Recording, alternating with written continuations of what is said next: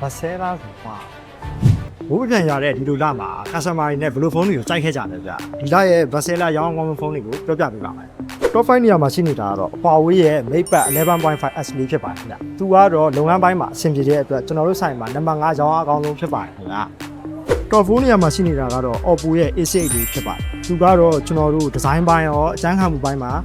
အကောင်းဆုံးဖြစ်တဲ့အတွက်ကျွန်တော်တို့ဆိုင်ရဲ့နံပါတ်4ရောင်းအကောင်းဆုံးဖြစ်ပါတယ်Top 3နေရာမှာရှိနေတာကတော့ Redmi ရဲ့ Note 15ဖြစ်ပါတယ်သူကတော့ကျွန်တော်တို့ကင်မရာပိုင်းရောဒီဇိုင်းပိုင်းရောလှတဲ့အတွက်ကျွန်တော်တို့ဆိုင်ရဲ့နံပါတ်3ရောင်းအကောင်းဆုံးလေးဖြစ်ပါတယ်Top 2နေရာမှာရှိနေတာကတော့ Samsung ရဲ့ Galaxy A17 ဖြစ်ပါတယ်သူကကြတော့ကင်မရာပိုင်းရောသူ့ရဲ့ UI ပိုင်းကအဆင့်မြင့်တဲ့အတွက်ကျွန်တော်တို့ဆိုင်ရဲ့နံပါတ်2ရောင်းအကောင်းဆုံးလေးဖြစ်ပါတယ်နောက်ဆုံးအနေနဲ့နံပါတ်1နေရာမှာရှိနေတာကတော့ iPhone ပဲဖြစ်ပါတယ်သူကတော့ဘာမှပြောနေကြမှာမဟုတ်ဘူးလေငါးလုံးစလုံးကတော့အမိုက်စားတွေ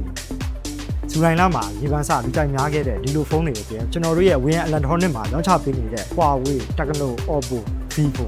Infinix နဲ့ကျွန်တော်တို့ Samsung iPhone တွေကိုကျွန်တော်တို့ရဲ့40ရာ Win Electronic မှာ launch ပေးနေတာကြောင့်အခုပဲလာရောက်ဝယ်ကြဖို့ဖိတ်ခေါ်ပါခင်ဗျာ